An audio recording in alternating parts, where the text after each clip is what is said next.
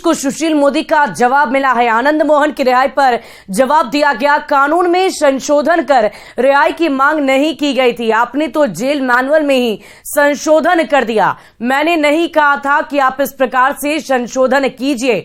लाखों सरकारी सेवकों को जो सुरक्षा कवच मिला हुआ है उसको हटा दीजिए।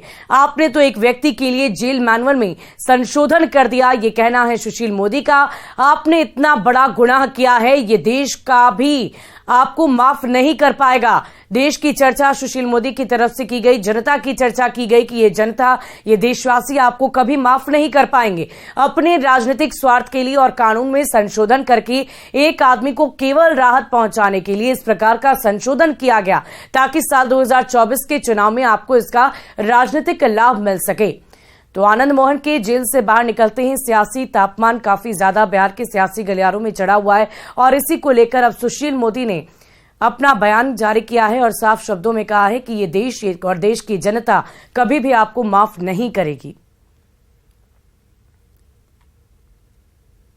कर दिया जाए। मैंने मांग किया था कि ये थोड़ी कहा था कि कानून में संशोधन करके रिहा कर दिया जाए। मैंने तो कभी ये नहीं कहा कि जेल मैनुअल में संशोधन करके और उस धारा को, जिस धारा में सरकारी कर्मचारियों की अगर सेवा के दौरान अगर हत्या हो जाती है ड्यूटी के दौरान, तो उन लोगों को किसी प्रकार की राहत नहीं मिलेगी। आपने तो उस नियम में संशोधन कर दिया।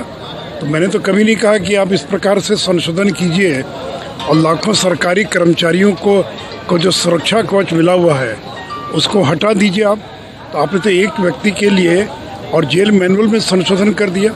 आप ही ने 2012 में जो जेल मैनुअल तैयार किया, इसमें जिन कड़ी शर्तों को लगाया था, यानी जो बलात्कारी है, बलात्कार के दौरान अगर हत्या होती है, डकैती में अगर हत्या होती है, और उसी प्रकार अगर सेवा के दौरान, ड्यूटी के दौरान कोई सरकारी कर्मचारी की हत्या होती है, तो ऐसे अभियुक्तों को किसी प्रकार की कोई राहत नहीं मिलेगी।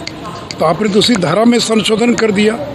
तो इसलिए मैंने थोड़ी कहा था कि इस धारा में संशोधन करके रिहा कीजिए। तो इसलिए आपने जो किया, इतना बड़ा गुनाह किया है, ये देश कभी आपको माफ़ नहीं करेगा। आपने अपने राजनीतिक स्वार्थ के लिए और कानून में संशोधन करके एक आदमी को केवल राहत पहुंचाने के लिए इस प्रकार का संशोधन किया ताकि 2024 के चुनाव में आपको इसका राजनीतिक लाभ मिल सके।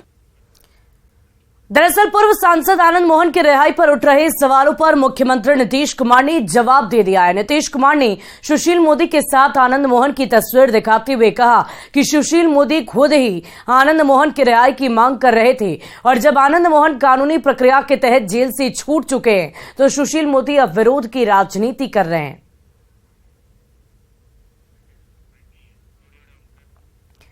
दरअसल आनंद मोहन की रिहाई पर मुख्यमंत्री नीतीश कुमार ने शुक्रवार को पहली प्रतिक्रिया दी। मीडिया के सवालों पर नीतीश ने कहा कि रिहाई तो 27 आरोपियों की भी हुई है, फिर एक व्यक्ति को लेकर आखिर इतनी चर्चा क्यों?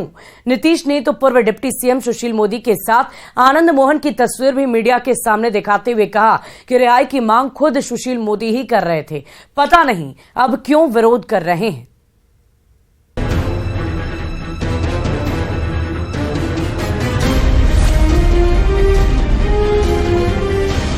पूर्व सांसद और बाहुबली नेता आनंद मोहन की रिहाई पर मचे सियासी घमासान पर मुख्यमंत्री नीतीश कुमार ने जो पहली प्रतिक्रिया दी है उसे विस्तार से सुनाएंगे, लेकिन पहले ये तस्वीर जरा ध्यान से देखिएगा। मीडिया वालों के सवालों से जब मुख्यमंत्री का सामना हुआ तो हाथ में रखे इस फोटो को सीएम ने दिखाते हुए बीजेपी को आईना दिखाने की कोशिश की। कोई डिफरेंस होना चाहिए जी।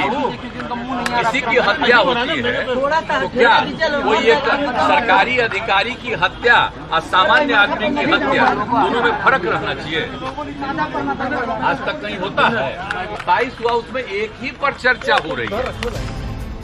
मुख्यमंत्री यही नहीं रुके, आनंद मोहन के साथ ही 27 कैदियों की रिहाई पर उंगली उठाने वाले बीजेपी नेता सुशील मोदी को भी जवाब देने की कोशिश तस्वीर दिखाकर की। सीएम ने कहा कि इसी साल फरवरी महीने में सुशील मोदी ने जेल में आनंद मोहन से मुलाकात की थी और रिहाई की मांग तब से ही कर रहे थे, पर अब रिहाई के बाद भी सवाल क्यों? तो हमको ये कहना उचित नहीं है।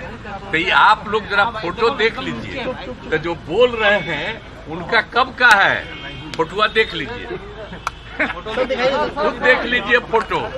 ये कब गए हैं आप समझ लीजिए। ये मांग कर रहे थे कब? इसी महीने फरवरी में। आप बोलिए ये हो गया है, आप विरोध कर रहे हैं, तो पूरा का पूरा देख न लीजिए। मुख्यमंत्री नीतीश कुमार ने दो टूक जवाब देते हुए कहा कि 15 साल में जेल में रह रहे आनंद मोहन की रिहाई का फैसला सभी से राय लेकर की गई और ऐसा कोई पहली बार नहीं हुआ है। 2017 में 698 कैदियों की रिहाई हुई, लेकिन इस बार 27 कैदियों की रिहाई में से केवल एक आदमी की ही चर्चा क्यों हो रही है। न्यूज़ 18 के लिए पटना से शैलेंद्र की रिपोर्ट। वहीं आरजेडी अध्यक्ष लालू प्रसाद यादव करीब 9 महीने बाद बिहार लौटे और लालू के पटना आने से आरजेडी समर्थकों में काफी जोश देखने को मिला। साथ में सियासत भी चरम पर हो रही है।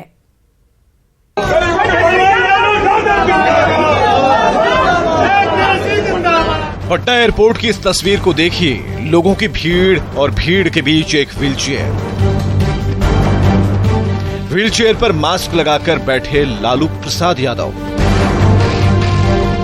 और चारों तरफ जमी समर्थकों और सुरक्षा कर्मियों की भीड़। ऐसी तस्वीर करीब 9 महीने बाद सामने आई है, क्योंकि 9 महीने के बाद लालू प्रसाद बिहार लौटे हैं। सिंगापुर में किडनी ट्रांसप्लांटेशन के बाद लालू प्रसाद दिल्ली में ही रह रहे थे, लेकिन 9 महीने बाद लालू प्रसाद अपने डिप्टी सीएम बेटे तेजस्वी यादव के साथ पटना लौट आए, जिस घड़ी का इंतजार लालू समर्थकों को 9 महीने से था।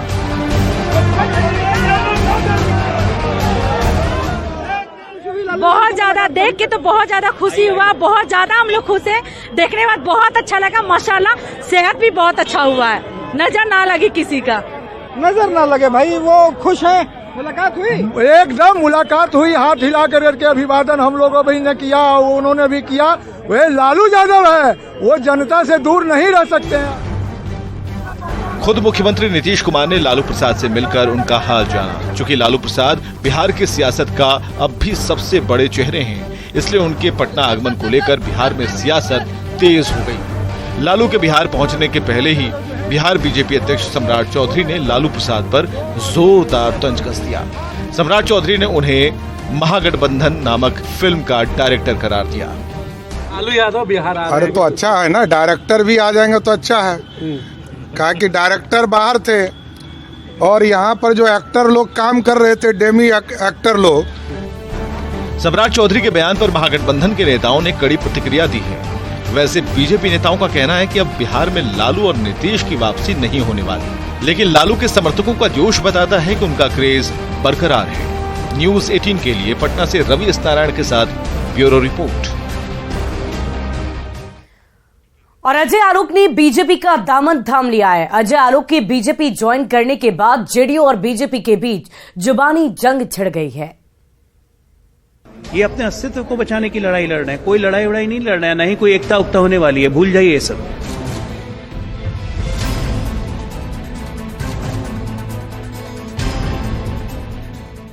अपने धारदार तर्कों से कभी नीतीश कुमार की नीतियों का बचाव करते थे, अब नीतीश कुमार पर ही बयानों के तीर चलाएंगे। हम बात कर रहे हैं जेडीयू के तेजतर्रार प्रवक्ता रहे अजय आलोक की। अजय आलोक ने बीजेपी ज्वाइन कर लिया है। अजय आलोक को केंद्रीय रेल मंत्री अश्विनी वैष्णव ने बीजेपी के दिल्ली दफ्तर में पार्टी की सदस्यता दिलाई। अजय आलोक ने कहा कि मैं पीएम मोदी की नीतियों से प्रभावित हूं। बीजेपी ज्वाइन करते समय अजय आलोक अपने पुराने नेता नीतीश कुमार पर निशाना साधना नहीं भूले। नीतीश कुमार तो पीएम है, बनने का क्या आप बोल रहे हैं? नीतीश कुमार पीएम थे, पीएम हैं, पीएम रहेंगे। मतलब आपके पीएम प्रधानमंत्री या क्या कहेंगे उसको? अरे पलटी मार।